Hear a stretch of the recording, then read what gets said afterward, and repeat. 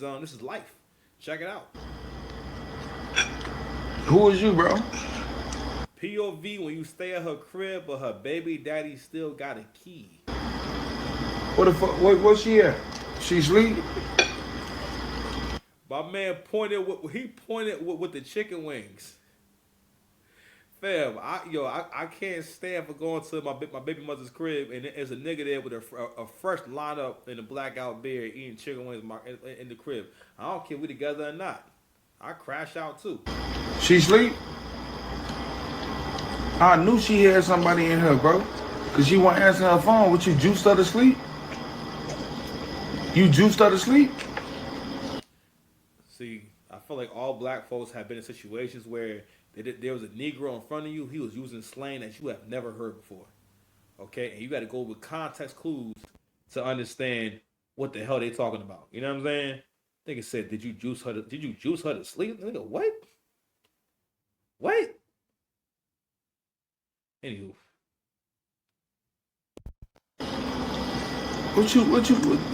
What you sizing me up while you eating? You size? Hey, who the fuck is you, bro? Who is you, bro?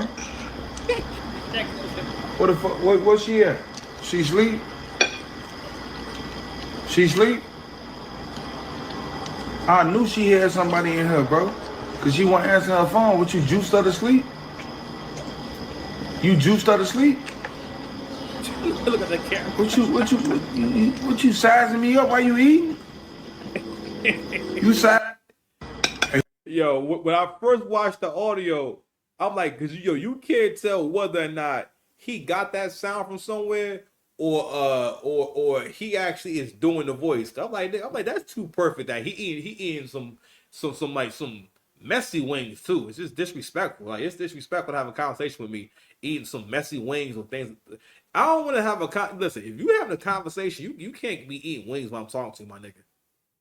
That's just not gonna fly in my world. But I'm doing this video, I realize in this moment, for stepdaddy awareness. Now listen, I understand that we all probably are still going to dibble and dabble with single mothers. You know what I mean? I'm gonna keep it a stack with you. I don't want to lie to you. You know what I'm saying? I don't want to lie to you. I don't want to lie to you. Okay? I don't want to lie to you. But if you're going to be doing this, you got to understand being a stepdad is a very dangerous activity. All right. Being around a person who has children that do not come from you and spending copious amounts of time. I don't know if copious is the right word, but I want to use it anyway. You're spending a lot of time around them, right? And pretty much standing in the place of the father, but you're not really the father. You know how much you gotta fuck with you. You know what I'm saying? To let you really come in and be the man of the house.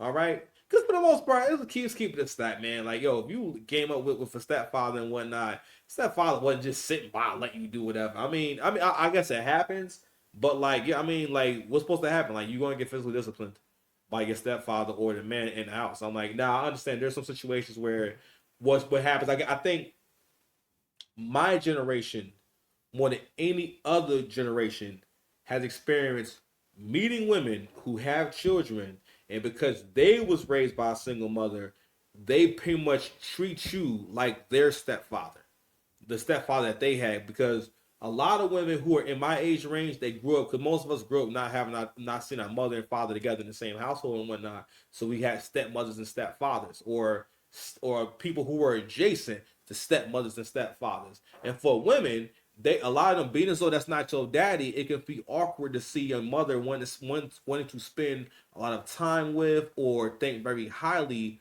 of the opposite sex. And also, again, that's why it's really important to give young people positive representations and ideas, and teach them how to have healthy relationships between them and the opposite sex. That's nothing that feminism has done. It is produce generations of women who don't teach their children to have positive ideas about relationships. And we can theorize all day long about why this happens, but anywho. But in my generation, I've heard that before. For example, I had a girl I knew and whatnot. She was talking about her mother, like, yeah, basically what she was saying in so many words was she's always so worried about her man. She was so worried about this man. And it's like, it's one thing if you 16 years old, but at the time, this girl's mom was like 38. How do you not understand the seriousness of a relationship? But a part of it is because black women really don't be sitting down and talking to their daughters about relationships and giving them game on how to have a good relationship. Like black women really, especially my generation, did not teach their daughters how to make a man happy at all. At all. It's just completely out of the question, which is another reason why it's not good. It's don't get me wrong. Like again, we still gonna find why I'm dating them, hanging out, might be girlfriend status, but for the most part, it's really difficult to be in a relationship with someone who's a single mother because a lot of times, again, women don't get over nothing. She has to consciously want to get over some shit. All right. If she's not consciously working on that, listen, women don't really move on because for the most part, like it's keep it a stat. Women are kind of meant to maybe be with a few guys. That's as much as her psyche can handle. Because all she does after that is it gets to again, like they were talking about the pair bonding thing. She gets to where she does not bond with men in a healthy way. She cannot communicate with men in a healthy way. You know what I mean? Like a lot of I've been noticing this for a minute now that a lot of modern women they think insulting you and berating you and talking shit to you is flirting because in their mind they're thinking that I'm busting your chops. How basically they playing with you the way that men play with each other. But the thing is, being as though you're not a man, right? You don't know when to start and when to stop. So usually that's why it always comes off as like insulting. You know what I mean? I was watching something with CJA earlier, and he was playing. He was reacting to a viral clip of a young man who goes on this site where basically you can match with people and you can basically it's like smash or pass, but you can say okay, I want to talk to you more. You can say I'm okay, no thank you, right? So his thing was just pretty much whoever he gets matched with, he just says no thank you. And what CJ was showing was how the women responded differently to his rejection, right? And just everything that came along with it. You know what I mean? But anywho, but what? And I'm sorry. One more thing that he always talks about. I'm sorry. Let me switch gears real quick. One more thing that he talks about is these relationships that women get into when they're younger and the impact they have. You might be with a woman who has never gotten over her high school crush, also or her high school sweetheart, because in her mind, that again, like whoever her first choice was, a lot of times she will hold on to that forever. That's why Facebook is so dangerous. You know what I'm saying? Because these washed up broads, you trying to live these high school fantasies. They try to have these fly girl fantasies and whatnot. You feel me? But anywho, but going back to the hazards of being being a stepfather and whatnot. It's shit like this right here. We're like, now this is the worst case scenario, but realistically, this could happen. It's also very dangerous. Like, fam, your baby daddy has a key. I never heard it before, but I'm saying, but imagine that. But realistically though, if you were dating a single mother, she has about three at least. Every child is a variable, including the child's father. At any given time, you are vulnerable to the child's father because he knows where to find you and where you be at. Okay, if you want to make trouble for you, you know what I'm saying.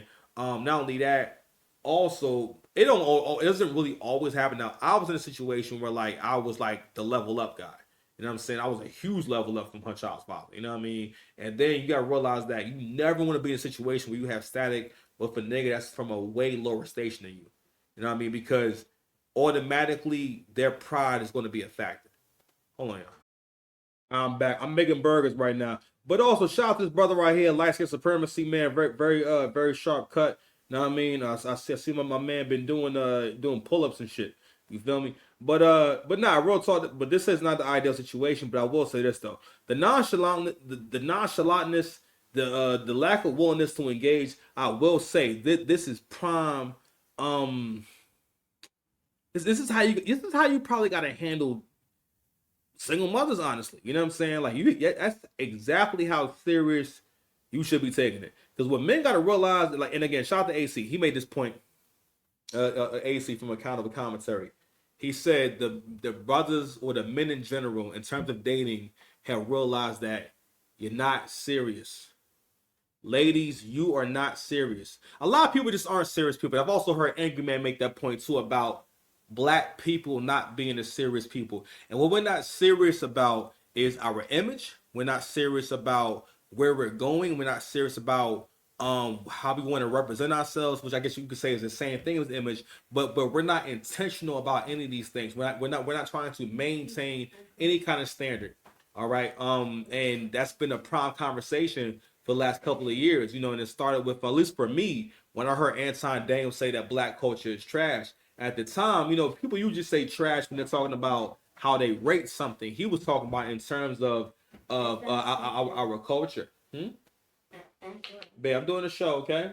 I'm gonna sing a little bit. Show. I'm gonna sing a little bit. I'm doing a show, okay? I got you. I'm seeing a little bit, okay? I'm making the food, okay? Go ahead. Go play. Okay. Go play, Levi. Y'all know how Sunday shows be, man. Goodness, he started coming over here and having the whole conversation. But anyway, like I was saying before, you know, realistically, it's keeping it 100. Like I said before, you know, the women aren't serious. All right, you don't take this shit serious. And like, I'm sorry, my bad. I was finna. I'm saying he messes me up when he comes to this.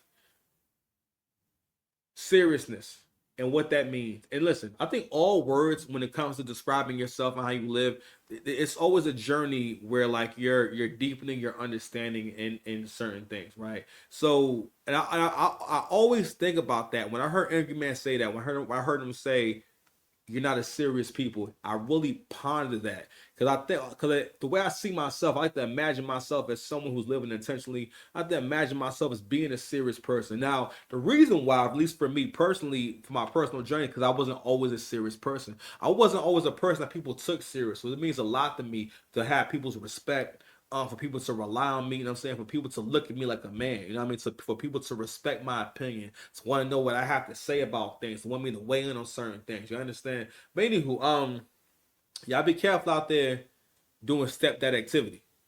No one cares about you more than me. Do you understand that? No one cares about you more than me. 6 passes dice, Mr. Lane, if you need me, man. Make sure my soundboard active. Hold on, man. Bullshit. I thought it was a bullshit performance. And that was it? My bad. All right. Let's see what else we got, man. We ain't gonna be here too long, man. We're gonna look at a few different things and we're gonna be up out of here, man. We ain't gonna stay here too long. I had something on the gram I wanted to show y'all, man. I think I just pulled it down. That's cool. Our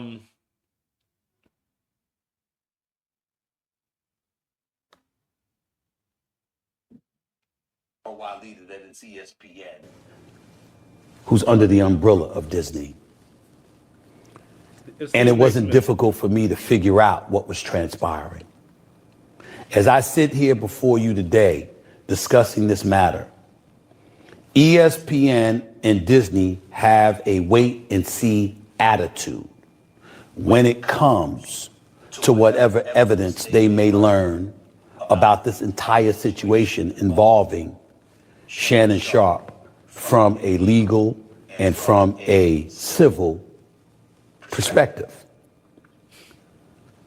What they didn't need as it pertains to those two things that I just mentioned, they didn't need any definitive evidence at this particular moment in time about all of that stuff once all the things Shannon Sharpe's lawyer put out there. It was uncomfortable to listen to, and it was not something that Walt Disney wants associated with its brand. So to have him